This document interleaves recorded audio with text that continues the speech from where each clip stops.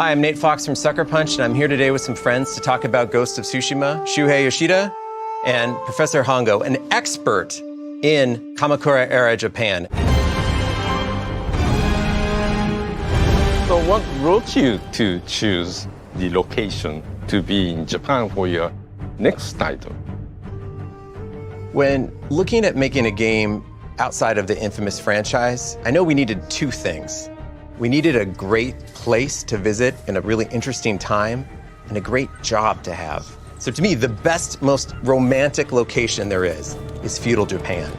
And the job that you want in feudal Japan is not that of a sake brewer, but you want to be a samurai. Yeah, well, samurai game, I can see people can associate with becoming a hero as samurai, but the Western studio trying to make a game based in Japan, it's a very, adventurous thing. 本郷先生、はい、このサッカーパンチっていうアメリカのゲームスタジオが鎌倉時代を舞台にしたゲームを作る。これどうお考えですか？いやもうただただ興奮しています。もう何と言っていいのかな、日本のゲームでも実は鎌倉時代を扱ったものはないんです。ないですね。ね、戦国時代か幕末か。だからそういう意味で言うと、もう本当にどういうふうにアメリカの方が鎌倉時代を見てくれて、そしてそれを表現してくれるか、もうそれだけで僕はもうゲームの中身よりもそれだけでもう本当に買っちゃいます。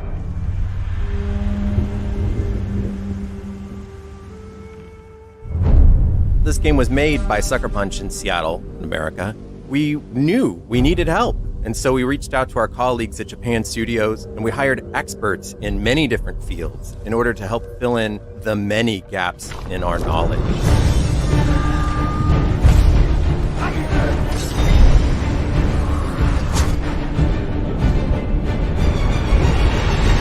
So Shu, have you ever seen a Western called a spaghetti Western? Mm-hmm. Right. Yep. So a movie not made in America about an American genre. I love spaghetti Westerns. I feel like they're a love letter to Westerns as a movie format. And this game that we're making right now, respectfully, I would refer to as a cheeseburger samurai. I don't need cheese in You don't my eat burger. cheese? All right. So it's a hamburger samurai, where it's an American studio trying to create a love letter to this genre that grew up watching movies and reading in comic books and trying to add to the genre as an homage. So what about this Kamakura period that you chose specifically in the history of Japan? Well, I knew that the fantasy of being in feudal Japan was very strong, and definitely who doesn't want to be a samurai? So when looking in history, I noticed that the Mongols had invaded Japan, and I can't think of a better enemy in a video game than foreign invaders trying to destroy and take over your culture. So when reading about the island of Tsushima and how it was invaded, it seemed like a good starting point for this fictional story that we're making up to kind of ground it in some kind of reality. Yeah, I can see there's a drama being outnumbered by this huge Mongolian army or navy. They are much advanced in technology than Japan team at that time. So 先生、そのモンゴルはすごく大きな帝国だったんですよね、その頃。で、日本という小さな国に入ってきた。そうですね。この状況はどういう状況だったんでしょうか？2つ説があります。はい、一つは火薬。火薬を作るのにどうしても硫黄が必要だった。で、硫黄は日本にたくさん取れたんですね。それでその硫黄を手に入れるために日本にやってきたという説が一つです。それから二つ目。二つ目は、モンゴルはこの時代元という中国風の王朝を作りました。で、中国の王朝というのは東アジア社会の頂点でなくてはなりません。ですから周辺のいろいろな国がその中国の王朝のトップですから、この場合だったらばカーンですね。カーンに対してみんなが頭を下げにお辞儀をしに、そして挨拶をしにやってくる、そういう国際秩序がこの頃東アジアでは作られねばならなかった。ところが日本はそういうことをしなかったんですね。だから日本に、お前の国も我が現モンゴルに服従しなさいということを言う必要があった。So in the real invasion of Tsushima Island, there were 80 samurai that rode out to meet the Mongol invaders. And we are breaking from real history by saying that a handful of them survived, including our hero and his beloved uncle, so that they can fight back against the Mongol invaders. So the actual history might have been more like a one-way victory by Mongols. But you made it so that the Jin and his uncle really has some fighting back against the Mongols. Absolutely. I mean, isn't that the kind of heroic call to action that gets your blood pumping? I mean, that is a samurai defending his people. And, you know, this is not a perfectly historical game. We're not trying to reproduce the island stone for stone. Yeah, I was talking with a professor, and he said that there hasn't been even a movie created based on this theme of Mongol invasion to Japan. So he's very happy to have this game. Will probably make many people in the world to be interested to learn more about the history of Japan and especially this, era. 先生、最初に駒田ビーチにこうモンゴルが攻めてくるシーンがあるんですけど、これはどういったものだったんでしょう。はい、結局初めての侍とそれからモンゴル兵との戦いということになるわけですね。で、史実的にも日本軍はほとんど全滅してしまうわけですね。で、だけれどもなんで全滅したのか。もちろんモンゴル兵はたくさんいた。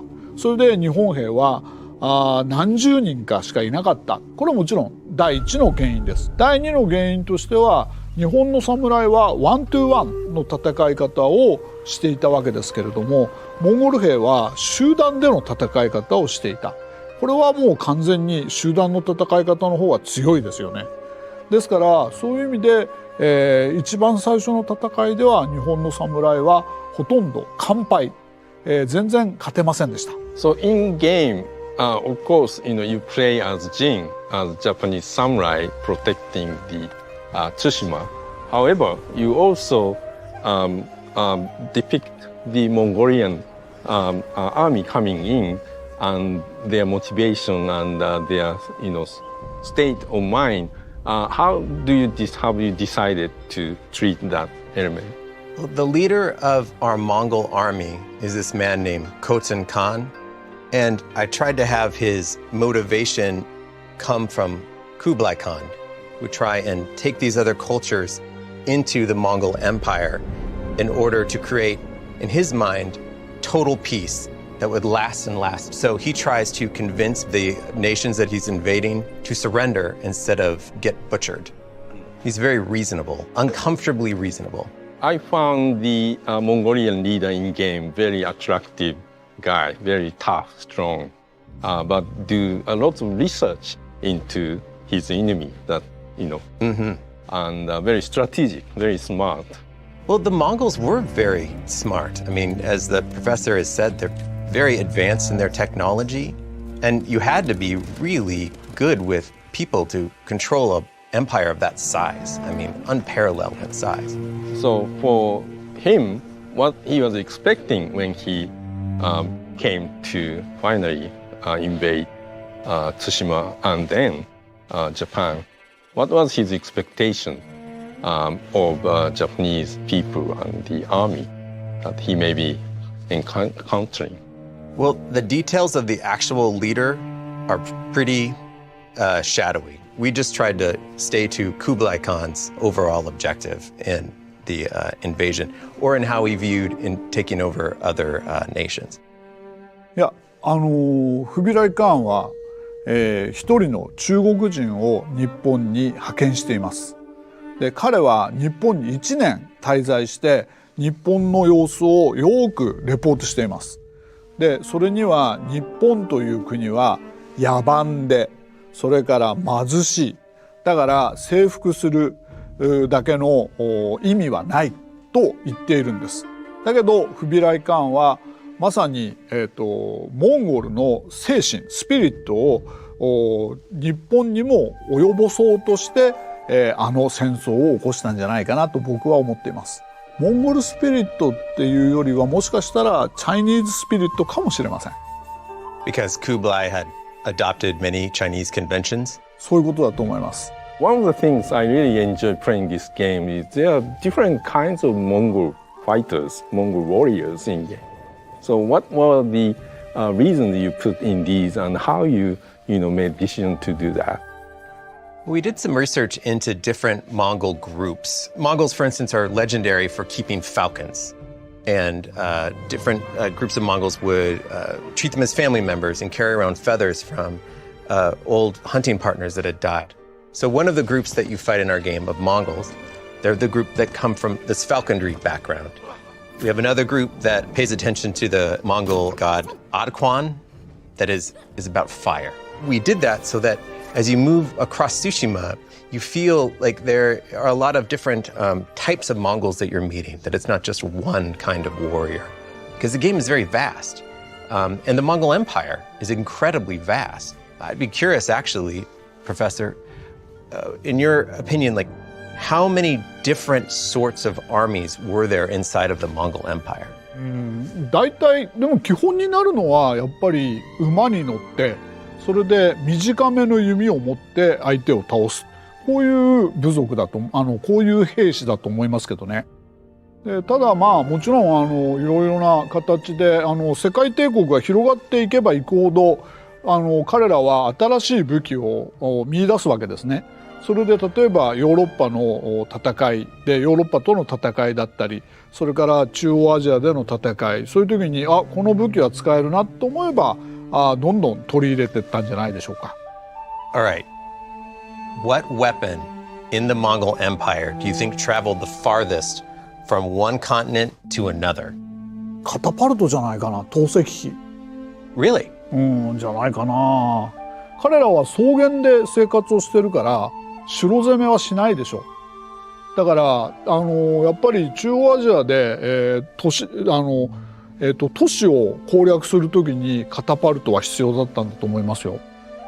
やっぱりその戦いはたくさんのモンゴル兵がやってきてそれで日本の侍がびっくりしたのは彼らが集団戦を、行っていた。要するに、日本の侍はなすすべもなくほとんど、殺されてしまったというそういうことになります。モンゴルの馬と日本の馬は違うんですかね。いやそれほど違わないんじゃない。問題はね、鉄なんです。蹄。蹄でモンゴルは鉄がいい鉄を打つことができた。だから蹄鉄がいいんですよ。でそうするとその蹄鉄を使って遠くまで走れる。長持ちする。They have much better technology that time Mongol had over Japan. But Japan is kind of small island, so it might be okay. What about weapons? So the Japan didn't have these advanced weapons like firearms that Mongolian group may have had. So how do you treat that in the game? One of the things that we put in the game is that our hero has a katana. How about other like items? You get shuriken, you get not something that you can throw? Well, the other weapon that samurai of this time period are known for, of course, is archery, mounted archery. So we tried to put that in the game as well. I am a very cowardly player, so I like to hang back and shoot people at a distance. Me too. But Jin does steal from the Mongols and invent new kinds of weapons, like using gunpowder to make smoke bombs or flashbangs, or even learning from his old caretaker how to make poisons to, in a very cowardly way, poison his enemies. なるほどね。ジンが持ってる弓ですね。棒。あれもモンゴルの弓だともっとちっちゃいんですね。One of my favorite things about the samurai arms of their time are these enormous longbows that are so different from the Mongols on horseback. I can't imagine trying to pull a 2-meter tall bow back and how much strength that would have taken and what the damage the arrow would have done to somebody compared to the Mongol bows, which were smaller. So these bows existed at that time that you adopted in the game. We were told it was the primary means of combat at the time. 本当です。やっぱり侍でもたとえ侍でもあんまり身近に殺し合いはやりたくないんですよ。で馬に乗ってそして弓を使って相手を倒す。だからもしかしたら狩りの文化が侍に流れ込んでいるのかもしれません。I really like the story about the girl who was trained to be really expert, being the use of bow and arrow, and she was captured by Mongolian group because she was so good, and she actually trained the enemy group, and that was very very interesting, like a human drama around her in the game. I totally enjoyed. We tried as best as we could to make stories about people struggling to survive inside of a horrible wartime situation. And that includes people siding with the enemy, or sometimes the enemy doing kindnesses for your people. That makes these people look really human. Which was absolutely a goal as you explore around Tsushima and get to know these people that are your countrymen and explore their stories. The hope is that people will get lost in just getting to know people and the culture that is so alluring. じゃあ先生、このゲームのテーマにもなっている一つに侍と武士道というものがあるんですけど、これはどういったものなんでしょうか、一般的に。やっぱり自分の主人に対して、忠節を尽くす、忠誠を尽くす、それが基本です。で、それは具体的にはどういうことかというと、主君のために戦って死ぬ。で、これは相手を倒す必要ないんです。相手を倒す必要はなくて、自分が犠牲になって死ぬこと、それが武士の最高の名誉なんですね。で、それをやってくれた部下に対して主人は土地を与えるんです。で、その土地っていうものを与えて、その土地が亡くなった彼の家の領地になって、そしてその家が栄えていく。だから武士にとってみれば、自分の命を捨てたとしても自分の家族は豊かな生活ができるということで、彼らは喜んでっていうのは嘘かもしれないけど、命を投げ出すことができたんですね。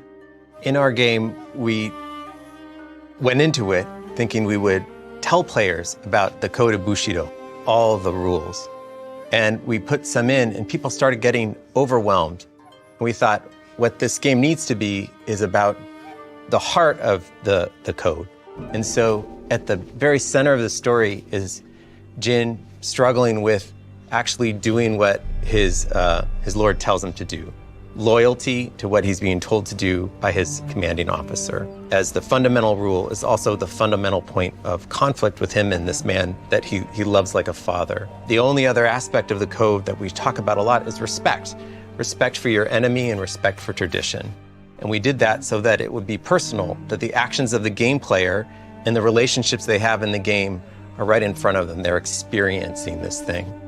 I wish we could have talked about all 8 aspects of the code, but we decided to focus on those 2. とても素晴らしいと思います。So this game is about the origin of the ghost. Jin starts as a samurai under his uncle's wing, and he adheres to the samurai code. But little by little, he breaks that code, inventing these new stealth tactics, and becomes the ghost, which future generations would probably refer to as a ninja. But we do not do that in this game. What he is this almost like a storied person on the island who's bigger than life. The ghost becomes somebody that the people of the island hope will come to save them and who is outside of their frame of reference, like Robin Hood. 一つ僕の実はメインテーマ、研究のメインテーマがまさに今おっしゃった通りのことなんです。鎌倉ピリオドの最初、鎌倉時代の初め、侍はまずウォリアーだったんです。それがだんだん勉強することによって、民を可愛がっていかなくちゃいけない、民を守っていかなくちゃいけないっていうことに気がつき始めたんですよ。それが1250年ぐらいです。だからまさに陣って鎌倉武士そのものなんです。Jin's uncle is stuck in the past. He believes that only the old system of absolutely adhering to what your Lord says, no matter what, even at the expense of some of your people's lives, is the right thing to do. And that friction creates tension between them and is the drama of the story. Are there any historical stories like that where you see a generation between one generation of samurai and another having to fight about what is considered correct in the code? よくぞ聞いてくれました。1285年に下月騒動っていうのがあります。11月ですね、下月の騒動。で、これはモンゴルが帰った後、侍って民を守らなくちゃダメだよねっていうのが一つのグループ。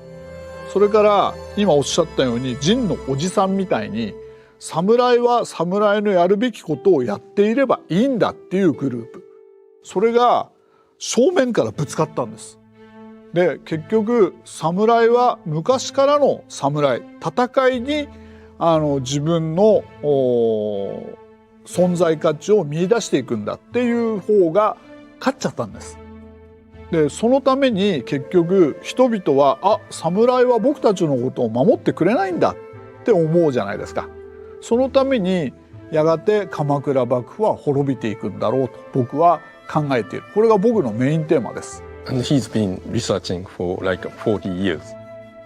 だけど僕の40年の研究はこのゲームに負けます僕ね、歴史学者としていつも僕は侍を古文書、古い文書で見ています。その侍が見事に生きてる。もう泣けるほど感動的です。Wow! Thank you so much! いや、でも鎧のね、この袖のところが動くんですよね。はヨーロッパの騎士の鎧、硬い鎧、あれにはないものですよね。その日本のなんか鎧のなんていうのかな、柔らかさ、それから敵と戦う時の頑丈さ、それが両方とも表現されていて、なんか僕はもう一日中でいいから彼を動かしていたいです。Please do. I will do. So when you and your team approached,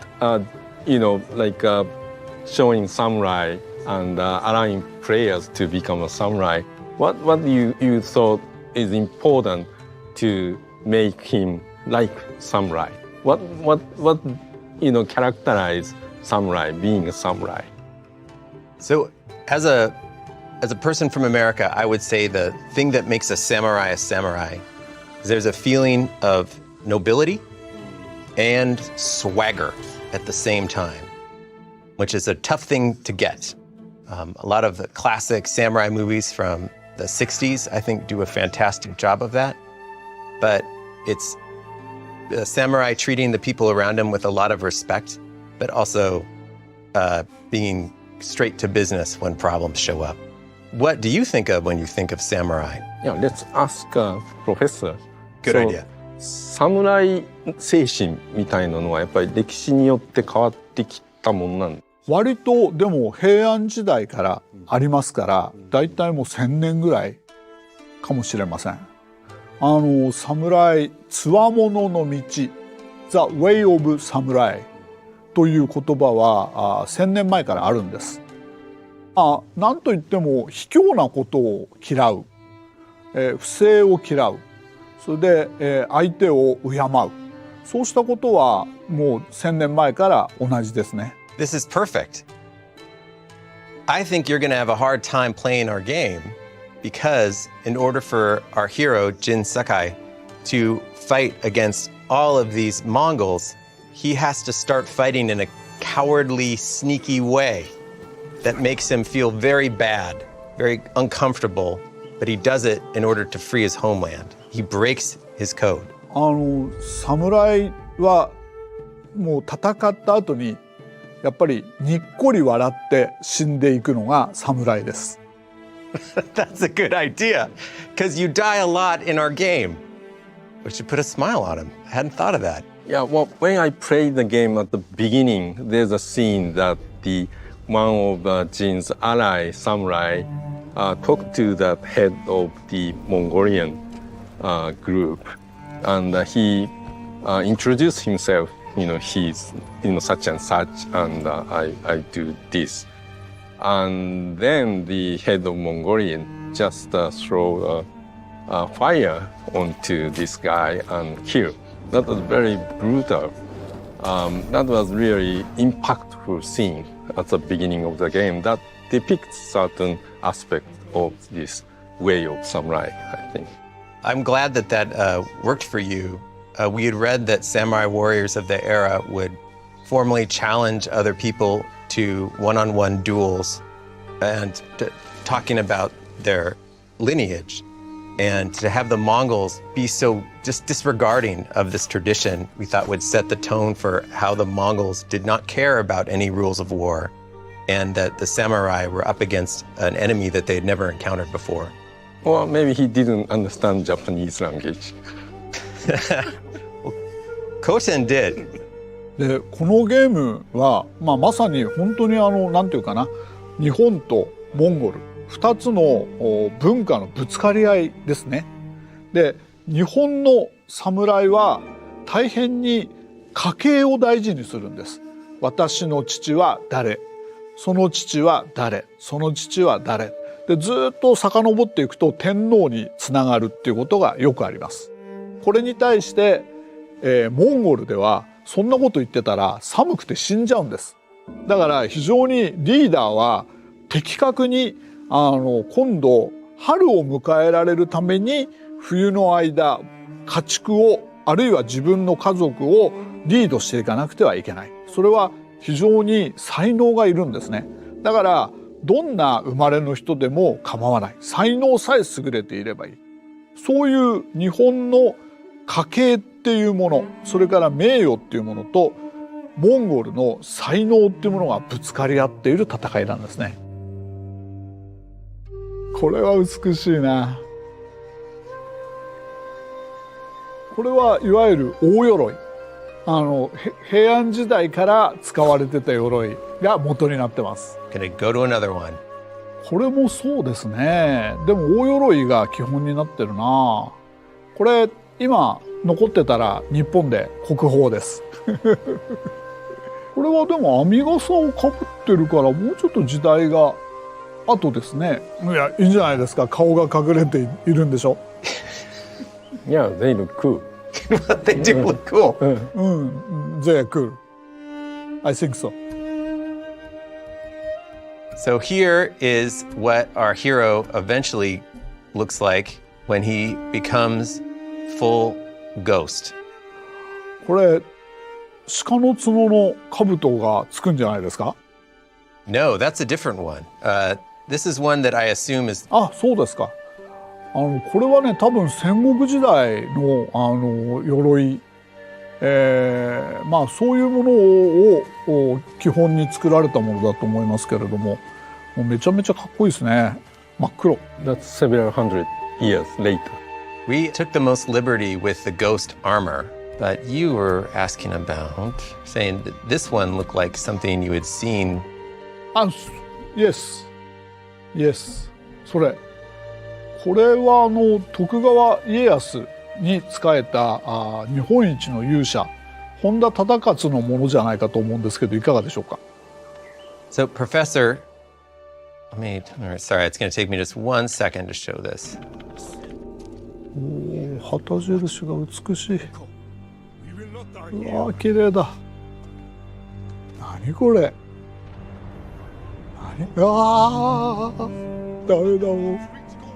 かっこいい。I haven't seen this. This must be later in the game. It is. So, Professor, we are breaking with a little bit of time correctness here by including the Korean technology of the Hwacha, the rocket-propelled arrows, which, to my understanding, are about 75 years later than this. 素晴らしい。ノンフィクションだからフィクションだからもう何の問題もないと思います。それでもっと言えば水牛の角みたいな兜をかぶってる人はあれは黒田長政の兜ですね。みんなちゃんと人物がいるな。うわかっこいい。あとそれから彼がジンが最初に着てた大鎧、あれ日本に残ってるんですけど、アメリカで美術館みたいなところで展示をしたそうです。そしたら美術館の方が20億出すから売らないかって言ったって言いました。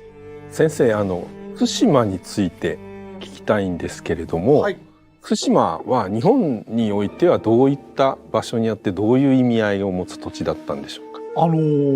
朝鮮半島と九州を結ぶとても大事な場所だったんですね。でもう船に乗って行ってみると分かるんだけれども、九州から船に乗るよりも朝鮮から船に乗った方が近いんですね。ですから対馬を抑えることによって朝鮮との関係を抑えることができる。でそのためにこのモンゴルとの戦いでは戦死をした宋という家は江戸時代のおしまいまで対馬を支配し、そして朝鮮との交渉に当たっていたんです。Control the relationship with Korea. Yeah, so Nate, so Tsushima has a very significant position in Japan in relation to mainland China or Korea. But when I play the game, I can also see some other elements, some beautiful, elements from the rest of Japan. So was it intentional from the team? We absolutely tried to mimic the diversity of mainland Japan inside of our island of Tsushima, from swamps or rolling beautiful green grass hills or snow-covered mountains, the things that you associate in your mind's eye with beauty of the natural world. We wanted to put there for players to discover. I haven't seen this. This is so beautiful. Wow. Beautiful. So Nate, let me ask you about the towns in the game on the Tsushima Island. And one of the things I really enjoyed was visit different towns in the game, and each has its some unique, aspect. Can you talk about some of these? Yeah, well, we tried with each of the towns to kind of reflect a different bit of the culture of the times. So what kind of town is this? Oh, this is the thieves' town. So it's all built here. I'll just fly around on sort of rickety construction by people who don't expect to stick around for very long, and it's located by the sea, so people can get out on the west coast to Korea. And inside, you'll see a lot of people kind of gambling and drinking, getting ready to do odd jobs. These are people that did not join in the defense of Tsushima. This looks like a nice resort. Yeah, except for that everybody here has swords and they will hurt you. Really? You would take your family to this totally unsafe place? No, kids would love to do this. Yeah, they would. I'll show you this one. This one is, I think, really beautiful. This is the healing town where you will see acupuncturists and herbs lined up. I want to live there. 先生、宗教について聞きたいんですけど、その鎌倉時代のこの頃の日本の宗教はどういったものだったんでしょうか。日本は基本的に多神教ですね。ですからキリスト教とはそこが大きく違います。だから山の神様だったり岩の神様だったり、もうその自然にそれぞれに神様がいるわけですね。だから侍はなんていうかな、自然に対してすごく敬意を持ってるんですけれども、一人の神様を信仰するっていうことはないんです。Professor, I can say that in working on this game, one of the most interesting things that I was taught by our colleagues from Japan Studios was the difference between a Buddhist temple and a Shinto shrine. I love the idea of going to areas of terrific beauty and that they have spiritual significance. That's so powerful. I think everybody can understand it and feel it. やっぱり日本の神様は多神教ですからいろんな人と仲良くできるんですね。だから仏様が日本にやってきた時にも仏様とすぐに友達になって仲良くなった。でいつの間にか融合していた。ですから神社はおっしゃるように、パワースポットにできてるわけですけれどもお寺もまたそのパワースポットに作られるようになると。だからお寺とそれから神社というものはほとんど一緒になっていてそれで、どちらも侍がそれを尊敬しているそういう世界です。Just wanted to show you one of the shrines we built in what hopefully is a place of enough beauty to warrant a shrine. Okay. 素晴らしいですね。Professor, in our game, every now and then, players will meet characters who will tell them stories, folklore about the past, especially people from Tsushima or items, weapons that great heroes had used. I'm not going to lie, we did take a lot of inspiration from traditional folklore. My favorite is this story of the Hamayumi, demon-killing bow, an archer who came to a palace to slay this demon and shot him dead with one shot.